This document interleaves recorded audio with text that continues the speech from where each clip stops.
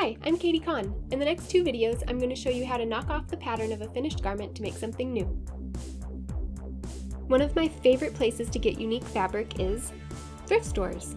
I found this skirt with this really great herringbone weave, kind of creepy floral print, and it's rayon, so it's super soft. But it's a little too old lady-ish as a skirt. I think a bold print blouse would be much more interesting. So I shopped around in my closet for a summer blouse that I can knock off the pattern from. Here we go, another secondhand gem. I'm considering the things I want to change about this blouse. I know I want more dramatic points at the collar, I want to widen the shoulders a bit and bring up the arm's eye. I also know I'm extremely limited on fabric, so I'm going to shorten it quite a bit and not make this separate placket piece. With these things in mind, I've drawn a straight line on pattern paper for my grain line, and I'm spreading the blouse, butting the center front placket up to the grain line. This blouse has a bust dart, so I'm only focusing on the area below the dart to start. I'm moving the fabric aside to mark the pattern paper at the finished edges and seam lines.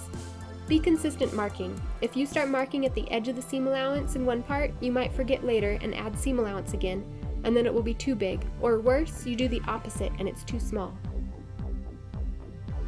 The dart point will be hard to mark, so I'm using a pin to poke a hole in the pattern paper right at the point.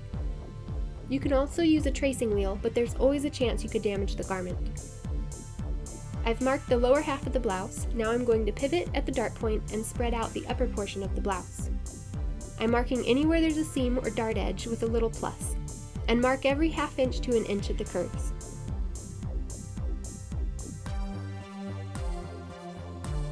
After you're sure you've marked everything, remove the garment and connect the dots with straight and curved rulers.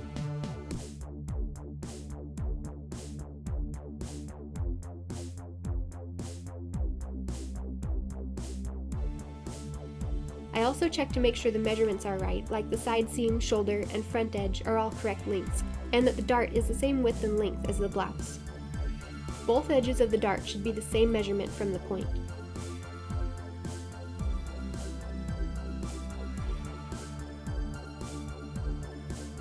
Now I'm going to move on to the back piece. I'm measuring the back and marking the center with pins.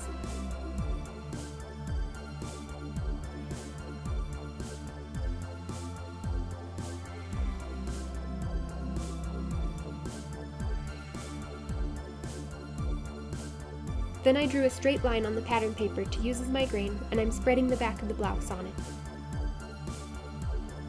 Same thing as the front, mark the finished edges and the stitch line of the seams. I also mark where the dart meets the back.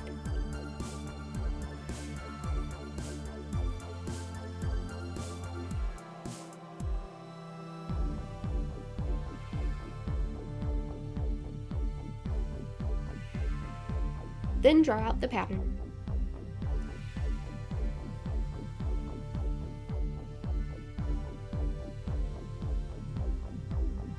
Next, I'll mark a short line on the pattern paper and fold the collar in half.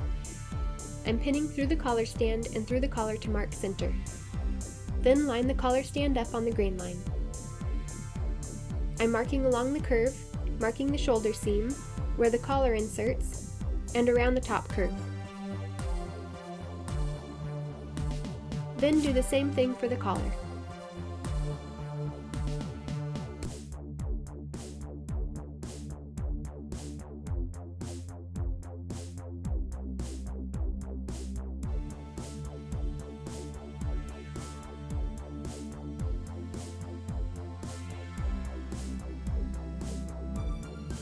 I left plenty of room around each piece to accommodate the seam allowance and any changes I'm going to be making.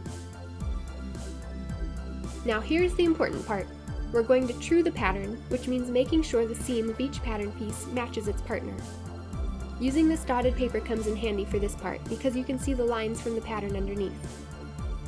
I'm lining up the edge of the shoulder seam and checking to see if they meet up. If not, I need to adjust one or the other to make them even. At the side seam, they won't meet up because of the dart, so I'm lining up the arm's eye, checking where the mark for the dart is, then moving the front pattern down to skip over the dart opening, and checking the rest of the length. The collar stand gets a little tricky because it's on a curve. To check this one, we'll walk the seam. Walking the seam means we line up one edge, let's say the center back, Then use a pencil or awl to hold the pattern in place where the seam lines start to diverge, and pivot slightly until they line up again. Then move the pencil or awl down the seam and pivot again. I'm marking where the shoulder ends, then walking the front neck. The front piece is about 3/8 inch bigger than the collar, which is not good. I can see on the original blouse that it's puckering, so the original is too big also. I checked it on my body and I decided it's safe to remove that 3/8 inch from the center front. Lastly, true the collar to the collar stand.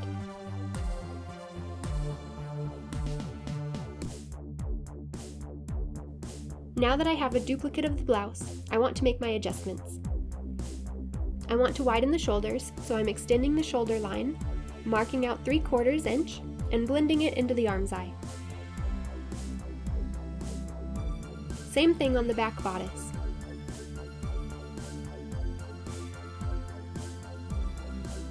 I want to raise the arm's eye, so same concept here, extending the side seam up, marking how high I want it, and blending into the arm's eye. Again, repeat for the back bodice.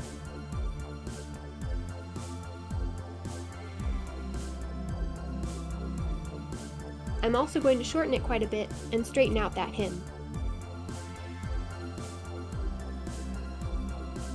I want to just get crazy with the collar points, so I'm extending the front line, marking it at 5 inches, and blending it into the collar.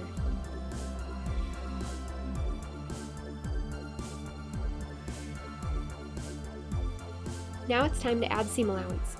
I like to work with 1/2 inch seams, so I'm adding that to the side seams, shoulder seams, arm's eye, and neck.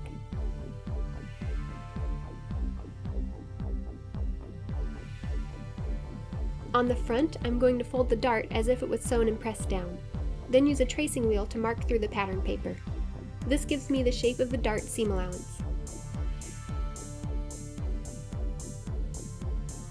At the center front, I'm going to fold the fabric back for the placket, so I'll give it 1.5 inches. And I'll add just 1/2 inch at the hem.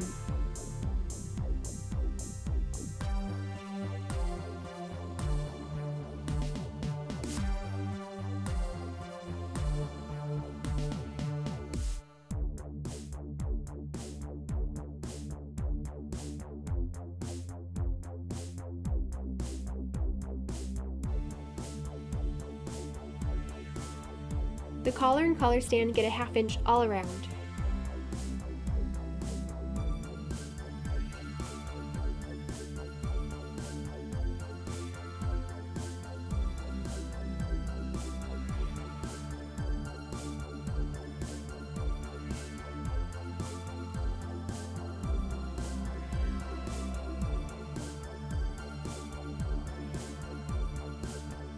Then I can cut them all out and label them, but the pattern's not done yet. I want to make a pattern for the undercollar. If you watched my videos about the sequin jacket, you learned a little bit about turn of the cloth, which is the minute amount of fabric you lose on folds. Yes, it's something you can account for during sewing, but why not add it into the pattern now? I'm trimming 1/16 at the front edges of the collar, and 1/8 inch at the back edge to 1/16 at the point.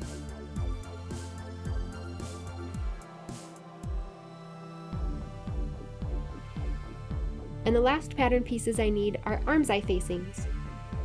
My blouse sample has binding at the arm's eye, but I'm going to make a facing and hide the seam. I'm tracing the front arm's eye area and marking the grain line.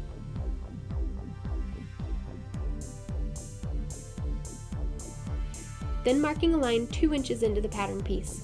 This will give me a 1.5 inch facing because it already includes a 1/2 inch seam allowance.